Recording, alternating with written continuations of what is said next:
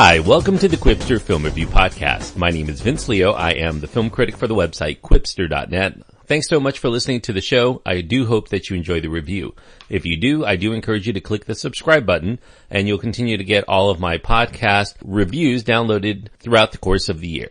Also, if you want to write to me, you can do so by going to my website, finding my contact information, and also links to my Twitter feed and Facebook page. All of those are perfectly suitable ways to contact me. You can go to Quipster.net to find out all the information there. QWIPSTER.net.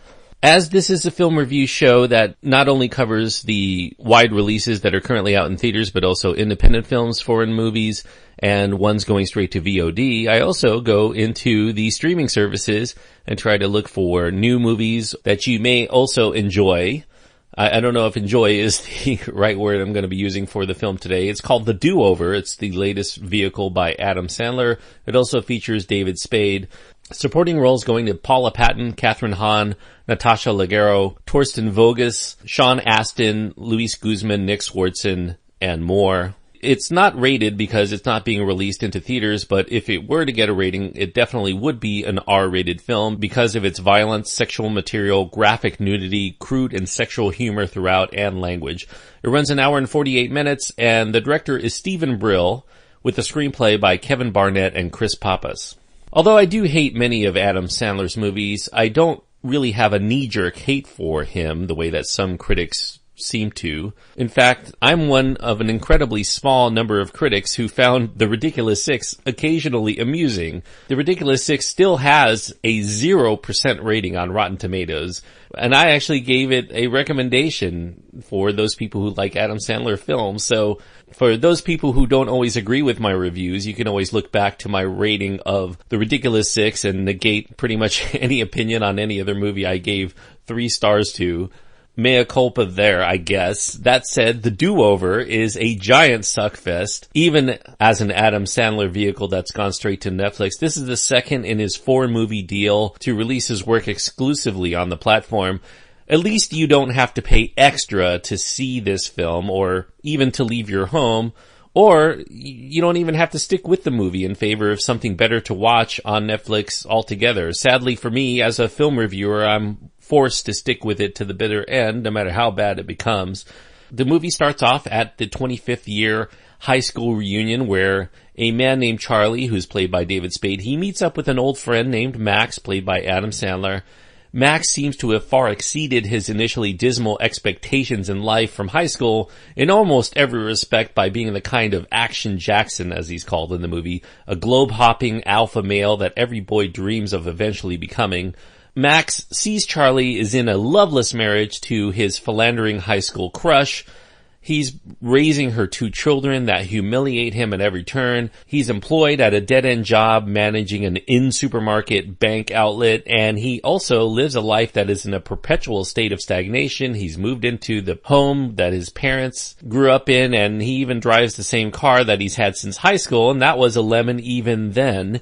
After convincing Charlie to come out to his yacht for a weekend of fun and sun while his wife's away, Max ends up hatching this plan to fake their deaths and assume stolen new identities, after which they become big shots who are living the high life in Puerto Rico with these new identities. However, there's a reason why the men whose identities they've stolen are now dead, because now bad guys are coming out to get them, which leads to Max and Charlie having to fight for their second lives, which may even be worse than their first ones.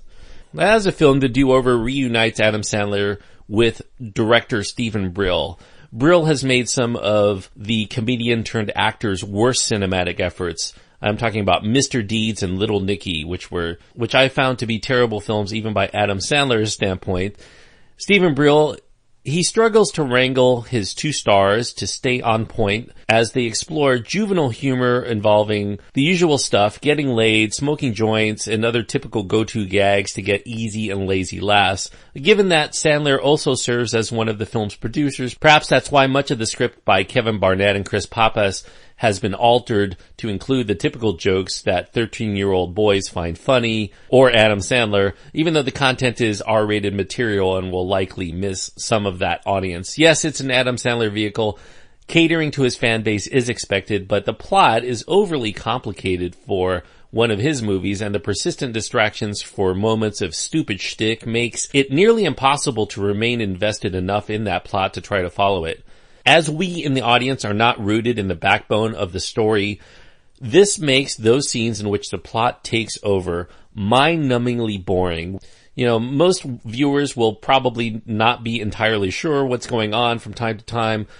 And even if you think you do, you may not really care what happens during those scenes. And yet, on the other hand, we don't long for more explanation for such a tired premise.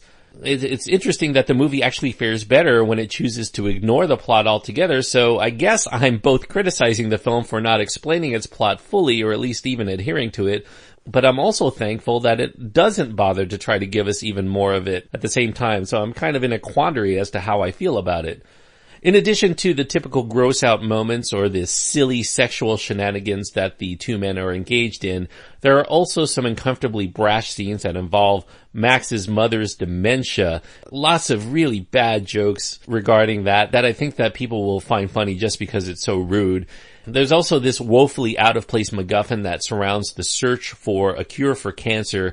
That's kind of the main thrust of the movie. And to a certain extent, I do find it very distasteful that it tries to be some sort of issues movie in a certain respect, even though it does so in the worst ways possible. In addition to the bad action and also the bad comedy, there are actually moments in which we in the audience are supposed to feel a certain pathos for at least one character who is afflicted by cancer, but it's difficult to feel anything at all when these moments of emotion are sandwiched in between other scenes involving such things as David Spade getting Luis Guzman's testicle sweat in his face during a three-way sex scene, or another one in which Adam Sandler tries to instill gay panic in the sadistic assassin who is about to sodomize him with a gear shift that's been peppered with bits of broken glass.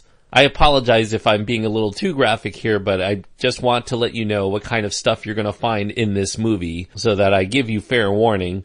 The action scenes aren't especially presented in the most exciting of ways possible either, and that's generally forgivable in most comedies that have occasional shootouts or chases because it's not the main thrust of the movie, but not as much in one that's encroaching already on 2 hours in length. This is a movie that's easily about 20 minutes too long, so having these scenes in which we have no investment in these characters and they're not really well staged, it becomes very tedious every time the action takes over. Now, given how entertaining, even if only mildly, the scenes are that involve Max trying to get his old buddy Charlie out of his life rut, and how boring the film is once they do cross over to their new identities and become instant targets, it's especially disappointing given that Sandler and company had the chance to make something better if he were to have stuck to his initial setup about a second chance in life without mucking it up with this dumb thriller plot. He should have just ran with that midlife crisis angle for the rest of the film. It's been done, sure, but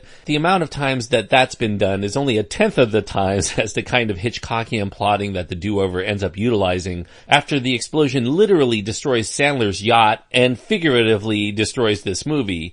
If I have to be charitable at all, I'd say the best thing that I can say for the do-over is that it does offer an occasional chuckle, mostly in the film's beginning before the new identity plot really kicks in.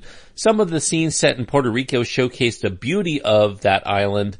This is typical of recent Adam Sandler films. He has readily admitted in interviews that he often chooses movies that also double as vacations for him and his cronies. You'll yearn for the director to just continue showcasing the gorgeous locales of the Caribbean every time he cuts back to showing the sulking mugs of the main stars, especially as there's just so very little humor to offer that hasn't been done before, and whatever is delivered ranks among some of the weakest in already spotty careers.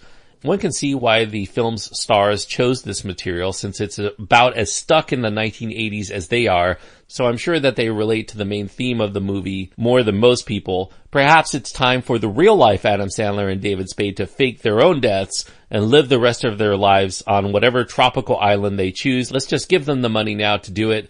No need for a do-over. Just don't do any more films like The Do-Over. 1.5 stars is what I'm giving The Do-Over out of 4, and 1.5 stars on my scale means that it is a poor movie. I do not recommend it to anybody but the most staunch of Adam Sandler apologists. It's not funny enough for its runtime. I'm not going to say it's completely unfunny, but it is unfunny most of the time. You know, after the first 20, 25 minutes where it's genial, it just gets worse and worse and worse. And eventually it gets to the point where you're going to be absolutely struggling to maintain any sort of interest. Obviously, since this is on Netflix, that's kind of a benefit to you. You can stick with it for the half hour or so and be modestly entertained if you're an Adam Sandler fan, and then just check out whenever it starts to get tedious. I can see why Adam Sandler movies are ending up going to Netflix, because his movies are often things that most people only take in small chunks and find amusing. Somehow, when you spend 90 plus minutes with it, it gets old very quickly, and it's harder to digest in large chunks. So 1.5 stars goes to The Do-Over. I wish I could have done my decision making over on choosing this as a film to review. Thanks everyone for listening. I hope that you enjoyed the review, even though I didn't have very many positive things to say. It's not my choice to slam on films altogether, even though a lot of the movies I've been seeing recently have been pretty bad, at least on my scale. But I still enjoy watching movies, even bad movies, to be honest with you. If you like the show, and if you've been listening a while and you appreciate my opinions, I do encourage you to go to iTunes and leave a review. Let other people know what you think of the show. It definitely helps a great deal in terms of finding an audience. Also, don't forget, I've been doing film reviews for over 20 years now, and you can find all of my written work at my website, quipster.net. That's QWIPSTER.net. Until next time, thanks for listening. I hope that you enjoy your time. Anytime you get to go to the movies, even if you're watching on a streaming service at home, it's good to know out of the thousands and thousands of movies that are on whatever service that you choose, which films are the ones that are worth clicking play on and which ones you do better to avoid altogether. Certainly, you know where I stand with The Do-Over.